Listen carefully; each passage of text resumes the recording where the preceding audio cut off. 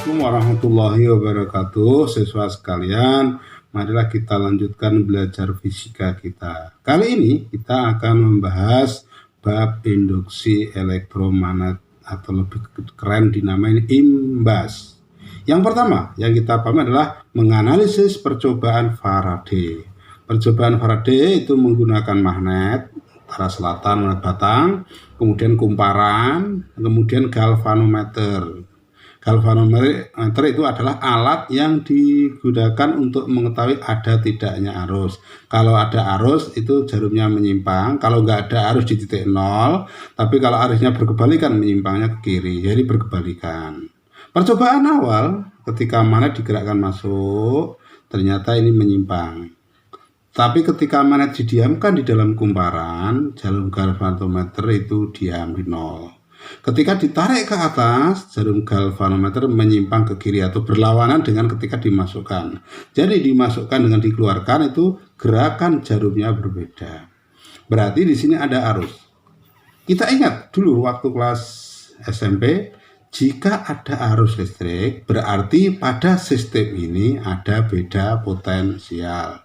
Ada potensial ini disebabkan oleh arus listrik. Ada arus listrik disebabkan oleh medan magnet, tetapi ketika dia medan magnet nggak ada, berarti bukan disebabkan oleh medan magnet, tetapi disebabkan oleh perubahan medan magnet yang menembus kumparan ini, sehingga dapat disimpulkan beda potensial yang disebabkan oleh perubahan garis gaya magnet yang menembus kumparan ini disebut dengan garis gaya listrik, lebih dikenal dengan GL. Simbolnya adalah seperti ini. Garis gaya listrik simbolnya seperti ini, satuannya adalah volt. Dan materinya ada kaitannya dengan flux magnet. Apabila ada medan magnet yang arahnya ke bawah ini melewati sebuah luasan A, maka besarnya medan magnet yang menembus luasan A itu disebut dengan flux magnet. Jadi flux magnet itu simbolnya seperti ini, sama dengan medan magnet dikalikan luasnya. Ini yang disebut dengan flux magnet, jumlah garis gaya yang menembus luasan bidang A. Nah, siswa sekalian, kenapa tadi saya memilih yang kos? Perhatikan analisis vektornya. Ini adalah B arahnya gini, kalau saya jabarkan menjadi ini kemudian ini saya jabarkan ke sini, jadi ini theta ini sama dengan theta ini, sehingga di sini menjadi B cos theta, yang sini B sin theta. Kenapa dipilih yang cos? Karena yang menembus bidang ini adalah B cos, sementara B sin tidak menembus, sehingga persamaan di sini betul B cos theta dikalikan A. Jadi sekali lagi sebagai penjelasannya bahwa theta adalah sudut antara normal bidang dengan medan magnet, bukan sudut antara bidang dengan medan magnet. Siswa sekalian, demikian penjelasan mengenai flux magnet. Nanti kita gabungkan dengan hukum Faraday. Siswa sekalian, kita meneruskan percobaan Faraday, hukum Faraday, dan kita sekarang menuju ke hukum Lenz. Hukum Lenz ini ahli fisika yang mampu menentukan arah arus induksi. Kita ingat dulu materi SMP. Waktu SMP dulu ketika ini sebuah baterai dililitkan pada suatu batang besi misalnya.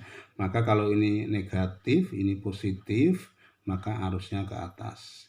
Arus ke atas, ini ke bawah, ini ke bawah, ini ke bawah. Maka kalau kita menggunakan aturan tangan kanan seperti ini, maka ini sebagai arah arus, ini arah medan magnet. Jadi kalau seperti ini arusnya ke bawah, medan magnetnya ke sana. Berarti ingat dulu, berarti di sini adalah utara, kutub ini selatan. Ini waktu SMP, sehingga gambar medan magnetnya bagaimana? Menjadi seperti ini. Nah, ini waktu SMP. Ini arah medan magnet. Nah, sekarang dibalik sekarang. Kalau sekarang seperti ini adalah negatif, ini adalah positif, maka arus listriknya ke sana. Ini arus listrik, ini arus listrik I. Nah, ini arusnya ke atas, ini arusnya ke atas, ini ke atas. Berarti arusnya ke atas itu berarti 4 jari ke atas. 4 jari ke atas, berarti ibu jari itu adalah medan magnet. Berarti di sini adalah utara, di sini selatan. Sehingga medan magnetnya gambarnya adalah seperti ini. Nah, ini di SMP itu adalah ada listrik menimbulkan medan magnet. Arahnya aturan seperti ini. Nah, line ini beda. Line ini menyelidiki ada medan magnet, kemana arah arus listriknya. Jadi konsepnya ada medan magnet, kemana arus listriknya. Kalau tadi kan waktu SMP adalah ada listrik, kemana arah medan magnetnya. Nah, Len membuat suatu kesimpulan bahwa dia mengatakan arah arus induksi sedemikian sehingga melawan menentang perubahan garis gaya yang menyebabkannya. Kalimatnya melawan menentang, ini harus dipahami. Jadi arah arus induksi sedemikian sehingga melawan menentang perubahan garis gaya yang menimbulkannya. Contoh misalnya ini. Ini adalah magnet yang digerakkan masuk, maka medan magnet dari magnet itu bergerak ke bawah.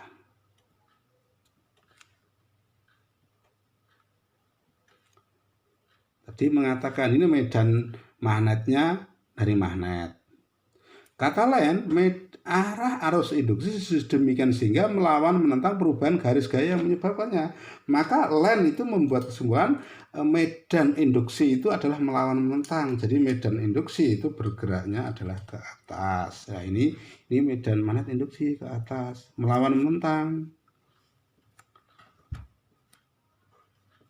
Nah, ini medan magnet Len itu Len. Ini magnet batang.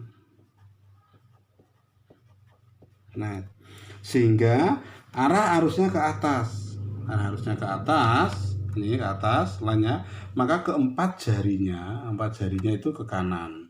Sehingga kalau digambarkan di sini arah arusnya seperti ini.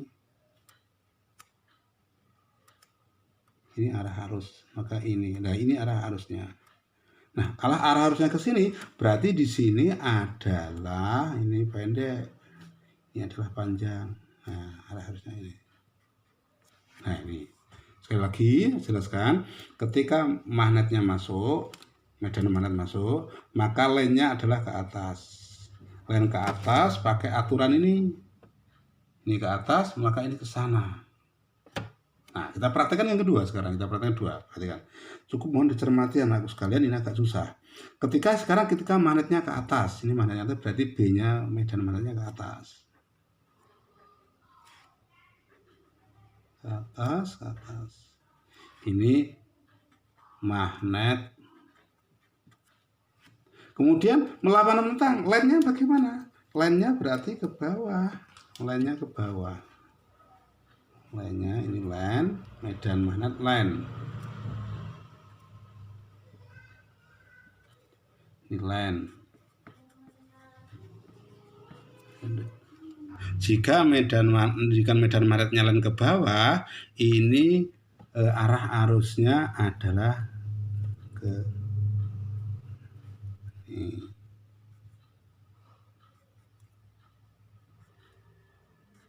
Nah, kalau di sini berarti ini sini, berarti ini pendek, ini panjang. Jadi sekali lagi, ini medan magnet yang ditimbulkan magnet ke atas, maka line-nya ke bawah, kita pakai aturan yang seperti ini, arah arus, ini medan, maka kita aplikasikan dalam sebuah contoh sekarang.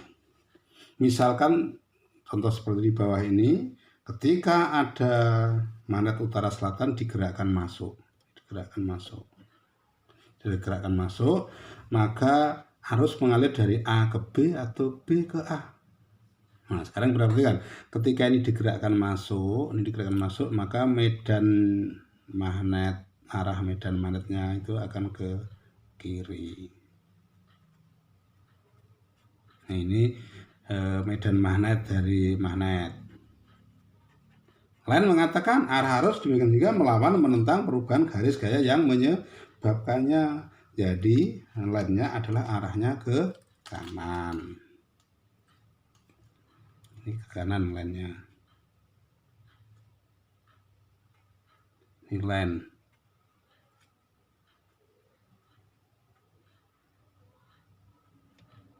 Len. Kalau len ke kanan, maka arusnya adalah ke bawah. Di sini ke bawah, berarti arusnya ke bawah. Arus, berarti ini ke bawah, berarti ini ke atas, berarti arus dari A menuju B. Ini soalnya gitu. Nah, siswa sekalian, untuk menghargai teorinya Len atau hukum Len ini, maka persamaan Faraday itu dilengkapi dengan persamaan GGL yang ada adalah N tadi delta flux per delta T. Nah, untuk menghargai Len itu di sini ditambahi tanda negatif. Maka tanda negatif adalah konsekuensi hukum Len kalimatnya. Ini GGL induksi satuannya volt, ini jumlah lilitan, ini perubahan garis gaya flux bagi perubahan waktu atau laju perubahan flux magnet. Nah, dapatkan persamaan inilah yang kaitannya dengan induksi elektromagnet yang nanti akan saya jabarkan diurikan dalam suatu pemahaman soal aplikasi-aplikasi berikutnya. Tetapi kamu harus memahami pergerakan-pergerakan dari hukum Len ini yang ada ini. Karena kalau tidak memahami ini, walaupun kamu persamaannya bisa, belum tentu kamu mampu mengerjakan. Tahap awal kamu pelajari dulu arah-arah hukum Len ini persamaan yang ada dapatnya dari ini dulu. Saya kira sementara untuk itu dulu.